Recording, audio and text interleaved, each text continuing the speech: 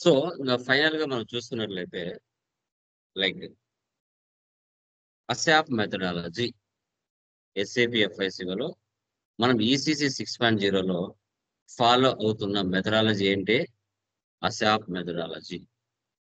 మనకి types of methodology అంటారు. ఒక ఇంప్లిమెంటేషన్ మాక్సిమం 16 మంత్స్ జరుగుతుంది.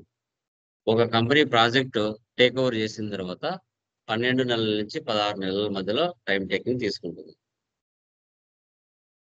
దాన్నే ఓకే. టైప్స్ ఆఫ్ మెథడాలజీ అంటారు. ఓకే. ఇప్పుడు ఈసీసీ 6.0లో 3 మెథడాలజీని ఎస్ఏపీ కంపెనీ ప్రిఫర్ చేసింది. ASAP, waterfall, agile methodology. ఈ మూడిట్లో బెస్ట్ వచ్చేసి అసాప్ మెథడాలజీని ఫాలో అవ్వమని చెప్పింది. అదే ఫాలో అవుతారు. ఎస్/4హనాకొస్తే activate, brown field, green field మెథడాలజీని వాళ్ళు చెప్పారు. ఈ మూడిట్లో బెస్ట్‌గా వస్తే యాక్టివేట్ మెథడాలజీ ప్రాసెస్‌ని ఫాలో అవ్వమని చెప్పారు. ఓకే.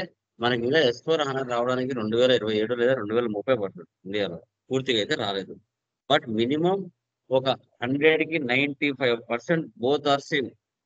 ఒక 5% మాత్రమే చేంజెస్ అనేవి వచ్చాయి. అవి ఏంటి అనేది మనం ఫర్దర్ క్లాస్‌లో డిస్కషన్ చేస్తాం. Next ASAP methodology.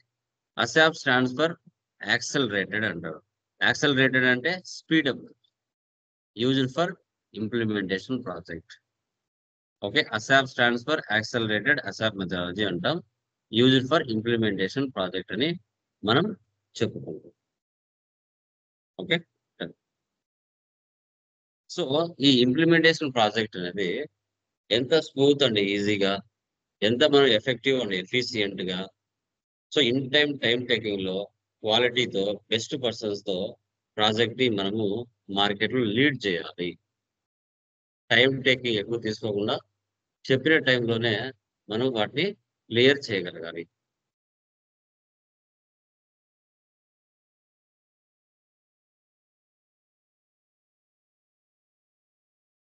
అసాప్ మెథడాలజీని 5 ప్రాజెక్ట్ ఫేసెస్‌గా డివైడ్ చేశారు. అసాప్ మెథడాలజీని రోడ్ మ్యాప్ మెథడాలజీ అని కూడా పిలుస్తాం. Project preparation, business blueprint, realization, final preparation, go live and support. ఈ 5 ఫేసెస్ ఏవైతే ఉంటాయో, ఈ యొక్క ప్రాసెస్‌ని మీరు ఫాలో అవుతే, ఈ యొక్క ప్రాసెస్‌ని మీరు ఫాలో అవుతే, మీరు మీ యొక్క బిజినెస్ అకౌంట్స్ కరెక్ట్‌గా వస్తాయని ఎస్ఏపీ కంపెనీ వాడు ఈ మెథడాలజీని ఇంట్రొడ్యూస్ చేశాడు. దీని ప్రకారంగానే బిజినెస్ అకౌంట్స్ అనేది మనం మెయింటైన్ చేస్తాం. సో, ఫస్టు ప్రాజెక్ట్ ప్రిపరేషన్ అంటే ప్లానింగ్ అంటారు. ప్రాజెక్ట్ ప్రిపరేషన్ అంటే ప్లానింగ్ అని మనం చెప్తాం. సో, ఫస్ట్ వన్ వచ్చేసి project planning, team size, roles finalized, kick off meetings, service level agreement, sign off. ఇప్పుడు ఒక కంపెనీకి ప్రాజెక్ట్ వచ్చిన తర్వాత, సో, ఆ ప్రాజెక్ట్‌లో ఎంతమంది టీమ్ సైజ్ ఉండాలి? ఏ రోల్స్ పర్సన్స్ అంటే ఫంక్షనల్ కన్సల్టెంట్స్ ఎంతమంది ఉండాలి? టెక్నికల్ కన్సల్టెంట్స్ ఎంతమంది ఉండాలి? సో, మీటింగ్స్ కండక్ట్ చేసుకొని క్లయింట్స్ దగ్గర నుంచి ఎలాంటి ఇన్ఫర్మేషన్ మనం తీసుకోవాలి? సో, తర్వాత ఆ ప్రాజెక్ట్ ఎన్ని మంత్స్‌లో కంప్లీట్ చేయాలి? తర్వాత సైన్ అప్ ఎప్పుడు చేయాలి? దీన్నే ప్రాజెక్ట్ ప్రిపరేషన్ అంటారు. ఇప్పుడు బిడ్డింగ్ ఒక క్లయింట్ బిజినెస్ పిలిచిన తర్వాత ఐటీ కంపెనీస్ అన్నీ వెళ్తాయి. వెళ్ళిన తర్వాత ఆ బిడ్డింగ్ యొక్క ప్రాసెస్‌లో ఆ ప్రాజెక్ట్ ఎవరికైతే వస్తుందో వాళ్ళు చేసే నెక్స్ట్ ప్రాసెస్ ఏంటి అనేది ఇక్కడ కాన్సెప్ట్.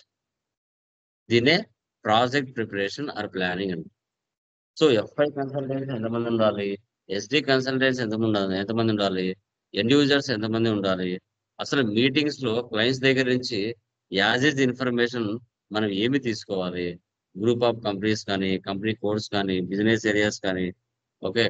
కస్టమర్స్ కానీ, వెండర్స్ యొక్క టర్నోవర్ గాని, ఇవన్నీ మనం సెటప్ అనేది చేసుకోవాల్సొస్తది. అండ్ ఇన్ఫర్మేషన్ తీసుకోవాల్సొస్తది క్లయింట్స్ దగ్గర నుంచి. సో, తర్వాత ఎగ్జాంపుల్ చూడండి. Vizag steel company. వీళ్ళు ఫస్ట్ టైము వాళ్ళ డేటాను నాన్ ఎస్ఏపీ నుంచి ఎస్ఏపీలోకి మూవ్ చేస్తున్నారు. ఈ వైజాగ్ స్టీల్ కంపెనీ అనేవాళ్ళు డైరెక్ట్‌గా ఎస్ఏపీ కంపెనీ వాళ్ళకి తెలీదు. మధ్యలో మీడియేటర్స్ ఉంటారు. విప్రోనో, ఇన్ఫోసిసో, ఐబీఎమో. వీళ్ళు వైజాగ్ స్టీల్ కంపెనీ వాళ్ళు ఏం చేస్తారంటే, ఈ ఐటీ కంపెనీస్‌ని వేలం పాటకు పిలిసి, ఇట్లా మా కంపెనీ యొక్క అకౌంట్స్‌ను ఎస్ఏపిలోకి మ్యాప్ చేయాలనుకుంటాం. మీ బడ్జెట్ ఎంత? ఎప్పటి లోపల మ్యాప్ చేస్తారు? అని చెప్తే వీళ్ళలో ఏదో ఒక కంపెనీ 1 క్రోర్, 5 క్రోర్స్, 3 క్రోర్స్ అంటది. వాళ్ళకి ప్రాజెక్ట్ ఇస్తారు. వాళ్ళు వెళ్లి ఎస్ఏపి కంపెనీ దగ్గరికి వెళ్లి సాఫ్ట్‌వేర్ పర్చేజ్ చేసి క్లయింట్ బిజినెస్‌లో ఇన్‌స్టాలేషన్ చేసి వర్క్ అనేది స్టార్ట్ చేస్తారు. మధ్యలో mediators IT companies. Second one business blue print, documentation. ఇక్కడ యాజ్ ఈజ్ ఇన్ఫర్మేషన్ అనేది సో బిజినెస్ నుంచి అంటే present client business process. Present వాళ్ళ యొక్క బిజినెస్ ప్రాసెస్ మొత్తం యాజ్ ఈజ్ ఇన్ఫర్మేషన్‌లో మనం తీసుకోవాలి. అంటే ఏంటి? సో వారికి క్లయింట్స్ ఇండియాలో ఉన్నారా? కస్టమర్స్ ఇండియాలో ఉన్నారా? వెండర్స్ ఇండియాలో ఉన్నారా? అదర్ కంట్రీస్‌లో ఉన్నారా? వాళ్ళకి ఎన్ని బిజినెస్‌లున్నాయి? ఎంతమంది ఎంప్లాయీస్ వర్క్ చేస్తున్నారు? వారి యొక్క టీమ్ సైజ్ ఎంత? బిజినెస్ ఏరియాస్ ఎక్కడున్నాయి? కంపెనీ కోడ్స్ ఎక్కడున్నాయి? కంపెనీస్ ఎక్కడున్నాయి? వాళ్ళ బిజినెస్ టర్నోవర్ ఎంత? ఇదంతా కూడా యాజ్ ఈజ్ ఇన్ఫర్మేషన్ తీసుకోవాలి. తీసుకొని ఫ్యూచర్‌లో మనము to be information, estimated and future document అనేది మనం వాళ్ళకు సబ్మిట్ చేయాలి. సబ్మిట్ చేసిన తర్వాత గ్యాప్ అనాలిసిస్. ఏదైనా యాజ్ ఈజ్ ఇన్ఫర్మేషన్‌లో గాని, టు బి ఇన్ఫర్మేషన్‌లో గాని ఏమైనా గ్యాప్స్ ఏమైనా ఉంటే మనము డిఫరెన్స్ బిట్వీన్ మన గ్యాప్ అనాలిసిస్ కూడా చెక్ చేయాలి. తర్వాత స్కోప్ డాక్యుమెంట్. వారికి ఏమైనా ఎంక్వైరీస్ ఉన్నా, డౌట్స్ ఉన్నా క్వెషనరీ ఫార్మ్ పంపించేసి దాంట్లో వాళ్ళకున్న డౌట్స్ రాయమని చెప్పేసి తర్వాతైనా వాటిని మనం క్లియర్ కట్ అనేది చేయడం జరుగుతుంది. అగ్రీమెంట్ మనకి అది ఇన్ టైమ్‌లో కంప్లీట్ అవ్వాలన్న టైమ్ లైన్‌లో వర్కర్స్ గాని, ఎంప్లాయీస్ గాని ఏంటి ఇన్ఫర్మేషన్ అనేది కూడా మనం టోటల్‌గా ఒక డాక్యుమెంటేషన్ అనేది మెయింటెనెన్స్ చేయాలి. తర్వాత ఫేజ్ 3 రియలైజేషన్, కాన్ఫిగరేషన్స్ అంటాం. 2 టైప్స్ ఆఫ్ కాన్ఫిగరేషన్స్. ఇక్కడ బేస్ లైన్ కాన్ఫిగరేషన్ ఉంటది. ఫైనల్ కాన్ఫిగరేషన్ ఉంటది. బేస్ లైన్ కాన్ఫిగరేషన్ అంటే డే టు డే ట్రాన్సాక్షన్స్ అనేది ఇక్కడ చేస్తాం.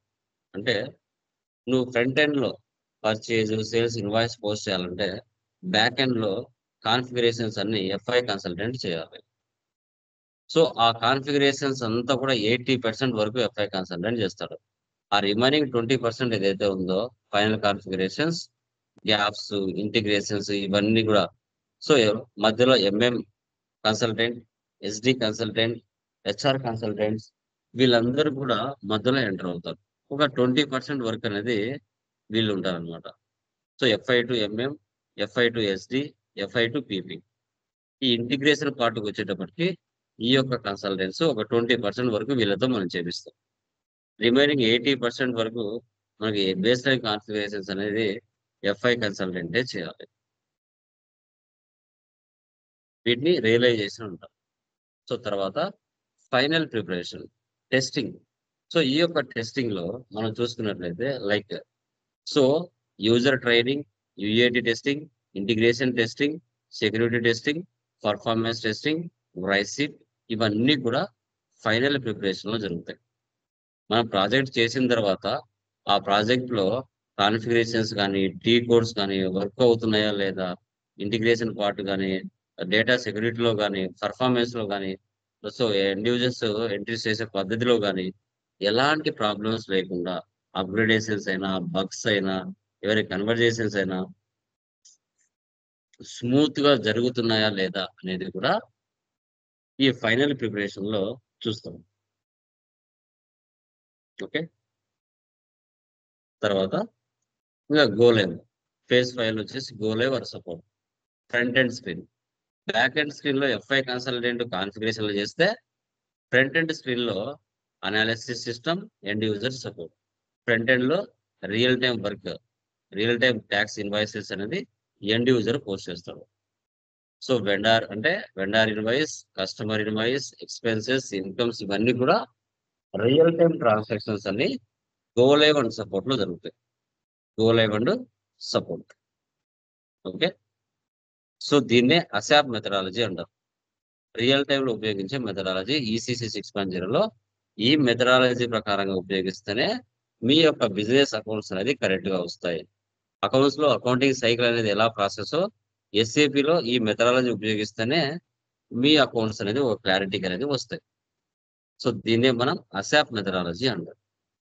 ASAP methodology. Okay. Any doubts guys? Please confirm. క్లియరా? ఏమైనా డౌట్స్ ఉన్నాయండి ఎనీవన్? ఎవరికైనా డౌట్స్ ఉన్నాయా? Please confirm. No sir. ఏమైనా వాళ్ళు ప్లీజ్ ఏమైనా డౌట్స్ ఉంటే అడగచ్చండి. No sir. యా. సో వీటికి సంబంధించిన పీడిఎఫ్స్ గ్రూప్లో వేస్తాను, వాట్సాప్ గ్రూప్లో. వాటిని డౌన్లోడ్ చేసుకుని ఒకసారి చదువు. ఈ రోజుతో మనకి థియరీ అనేది కంప్లీట్. సో నేను లైక్ సర్వర్ పర్సన్ నెంబర్ ఇస్తాను, బాబు అనేసి. ఇట్లా టాలీ లొకేషన్ నెంబర్ ఇచ్చారని చెప్పండి. సో నాకు ఇచ్చే అమౌంట్ ఏదైతే ఉంటుందో నెక్స్ట్ సెకండ్ పేమెంట్లో, ఆ అమౌంట్లో అతనికి మీరు 1000 రూపీస్ అమౌంట్ పే చేసి